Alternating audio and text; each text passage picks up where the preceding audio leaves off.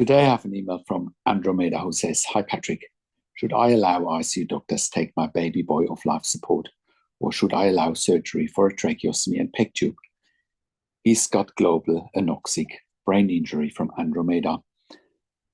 My name is Patrick Hutzel from intensivecarehotline.com, and this is another quick tip for families in intensive care. So let's look at Andromeda's email in detail. And Andromeda, I'm so sorry to hear what you are currently going through with your baby boy. So I'm sorry you're facing this, because no parent should ever have to make such an unbearable decision or being in a situation like that. Deciding whether to continue life support, including surgery for a tracheostomy and PEG tube, versus letting your baby boy go is deeply personal, and it's very complex, and it's not a black or white answer. So let's give you some very important considerations that will help you as you talk with doctors, loved ones, and obviously with ourselves here at intensivecarehotline.com. Number one, understand the medical prognosis clearly. Ask the doctors for specifics. What parts of the brain are affected? Are there any signs of brainstem function? Do they see any possibility of recovery, even partial? What is the expected quality of life? Will your baby be able to breathe, eat, or interact in any way? And, expected quality of life is just that. It's an expectation, and quality of life is very subjective. It is not something that can be objectively measured. And for you, quality of life might be you can be with your baby, and your baby can be with you. That might just be the quality of life that you might be satisfied with. And it is not up to intensive care teams to make that call. It is up to you to make that call. Next, has an MRI been done? If so, request a second opinion from a pediatric neurologist outside of your current ICU. So, next, what does a tracheostomy and PEG tube mean? Generally speaking, these procedures are not a cure, but they prolong life. They are ways to keep the body alive while the brain heals, if the brain can heal. But even if it can't heal, it still would maintain the status quo, and it will give your baby boy time to recover and heal. If you choose the surgery, your baby boy could be transferred to a service like intensive care at home, and you can check out more information at intensivecareathome.com, or he could go to a pediatric rehabilitation place, before going home with intensive care at home, if he can't be weaned off the ventilator and the PEG tube. It's definitely a path that allows more time to see your baby, if your baby improves, however small steps he might take. Next, consider your values and faith. Do you believe in giving time for a miracle, or do you feel this would prolong suffering without hope? Do you believe your baby boy is suffering? That is a very important consideration. Some parents might say, as long as there's a heartbeat, there's hope. Others say, I don't want my child to suffer just to keep a machine, to use a machine to keep him alive. Either choice is a choice of love. You're acting out of compassion, not out of neglect. Next, request a family meeting with the intensive care team. They can help you guide decisions based on your values. Ask what happens if you wait another week before deciding, is it possible to reassess then? Reality is that if you do wait another week, chances are that your baby boy will need sedatives and opiates, which also have very negative side effects. I do believe from my extensive experience that you giving consent to a tracheostomy and a PEG tube will eliminate suffering for your baby boy, and there's still plenty of time to talk about end of life if a tracheostomy and a PEG tube are not helping to help your baby boy recover. And then you could potentially start the talks to palliative care if you want to go down the track of end of life. But again, there's plenty of life to talk about end of life, and you also should be asking yourself, where's the rush or the urgency to kill your baby boy or to let him go? Next, your right to a second opinion. You can transfer your baby to another hospital for re-evaluation, especially if you feel rushed or pressured. You also have the right to request an ethics consult if the medical team and the ICU team is pushing too hard towards end of life.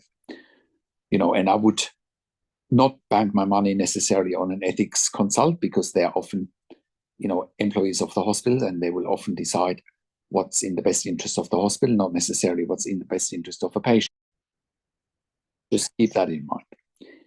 If you want, I can help you create a list of questions to ask the doctors or draft a message for a second opinion request. I can do that in another video. Just let me know. Whatever you decide, we are here to help you through it.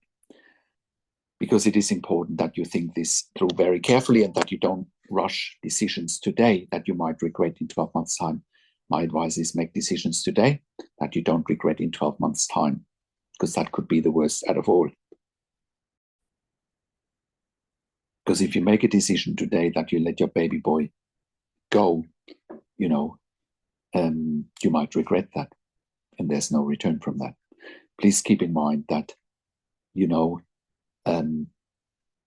life is sacred, and whatever decision you make will be the right one, but get informed first. Also, I would also ask them, what does it take to get your baby boy off the ventilator without the tracheostomy?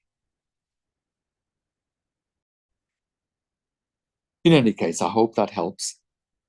I have worked in critical care nursing for 25 years in 3 different countries, where I worked as a nurse manager for over 5 years in intensive care.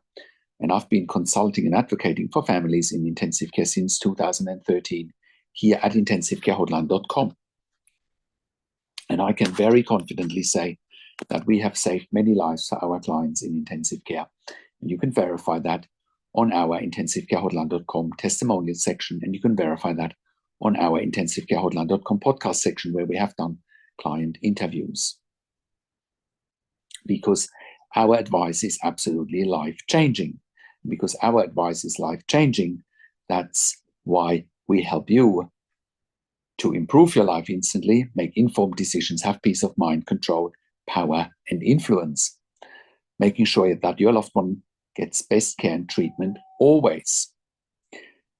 And that's why you can join a growing number of members and clients for consulting and advocacy that I offer here one-on-one over the phone, Zoom, Skype, WhatsApp. Because once again, our advice here is absolutely life-changing.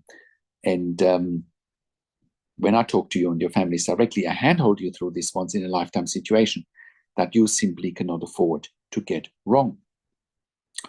When I talk, and when I also talk to doctors and nurses directly on your behalf, and when I do that, I ask all the questions that you haven't even considered asking, but must be asked when you have a loved one critically ill in intensive care.